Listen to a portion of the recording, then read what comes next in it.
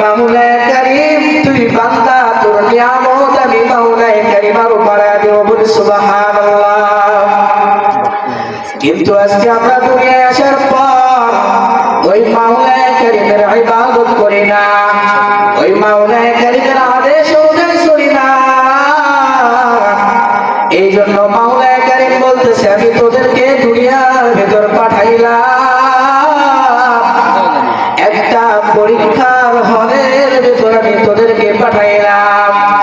আমি তোদেরকে দুনিয়ার ভিতর পাঠাইছি, এবং তোদের যখন হায়াতের পুঁজি শেষ হয়ে যাবে, আমি মাওলায়ে কারীম যখন তোদেরকে ডাক দিব,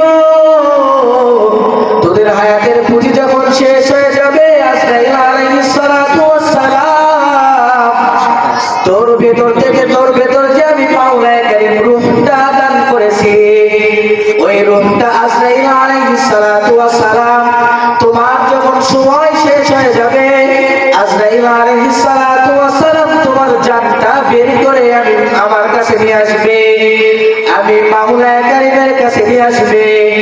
এই দুনিয়ার মুসলমান আল্লাহর গোলাম মনে করতেছো এখনো বয়স হয় নাই, আরো কিছুদিন বাঁচবো।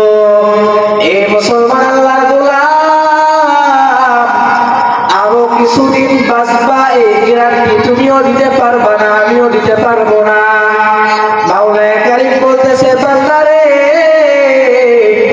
তোর যখন সময় হবে, মৃত্যু তোকে এমন ভাবে গ্রাস করে ফেলবে, তুই দুনিয়ার কোথায় লুকাবি, কোথায় পালাবি?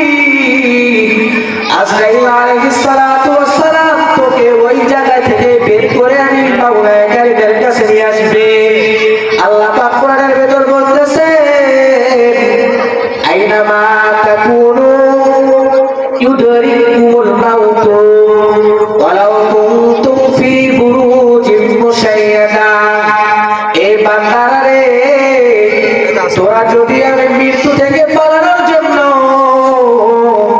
লোহার একটা বড় আকার একটা পাত্র বানাও, এমন পাত্র যে পাত্রের কোনো দরজা নাই, জানালা নাই, এমন একটা পাত্রের ভেতর যদি লুকাও, এমন একটা পাত্রের ভেতর যদি আত্মসমর্পণ করো, নিজেকে সেফটি রাখার জন্য যদি ওই পাত্রের ভেতরে লুকাও, দুনিয়ার যদি সমস্ত বিপদ থেকে, দুনিয়ার সমস্ত বালা মুসিবত থেকে যদি বেঁচে যাও, আজরাইল আলাইহিস সালাতু ওয়াস সালামের হাত থেকে বাঁচতে পারবা না। আজরাইল আলাইহিস সালাতু ওয়াস সালামের হাত থেকে বাঁচতে পারবে না। তোমার যখন হায়াত শেষ হয়ে যাবে, তুমি লোহার একটা পাত্রের ভিতরে লুকানোর পর আজরাইল আলাইহিস সালাতু ওয়াস সালাম তোমাকে ওখানে গ্রাস করে ফেলবে, তোমাকে ওই লোহার পাত্রের ভেতর থেকে তোমার রূহটা বের করে আমি রবের কাছে নিয়ে আসবে। এই জন্য মুসলমান আল্লাহর গোলাম কয়দিন আর দুনিয়ায় বাঁচবা, কিসের এত বাহাদুরি করতেছো? মাওলায়ে কারীম বলতেছে বান্দা আমি রবের গোলামি বাদ দিয়া দুনিয়ার ভিতর যে কার গোলামি করতেছো, দুনিয়ার মায়ায় কইরা, দুনিয়াতে দুনিয়ার মুহাব্বতের ভিতর কইরা আমি রবকে ভুলে গেছো, আমি মালিককে ভুলে গেছো। এই বান্দারা আমি মাওলায়ে কারীম তোকে যখন আমি আজরাইল আলাইহিস সালাতু ওয়াস সালামকে অর্ডার করব, এ আমার বান্দার হায়াত শেষ, আমার বান্দাকে আর দুনিয়ার ভিতর রাখা যাবে না।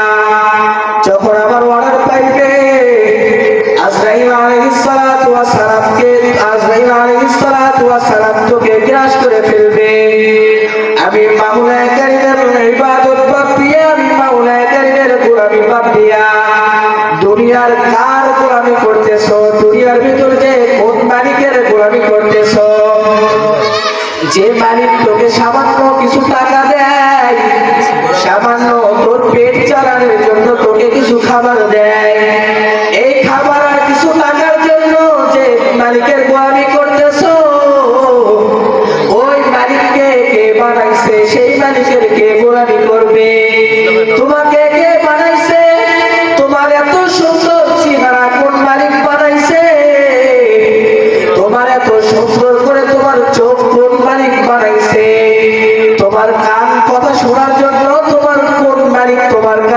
বানিয়েছে? দুনিয়ার কোন গ্রাম শুকানোর জন্য কোন মালিক তোমাকে নাক দিয়েছে?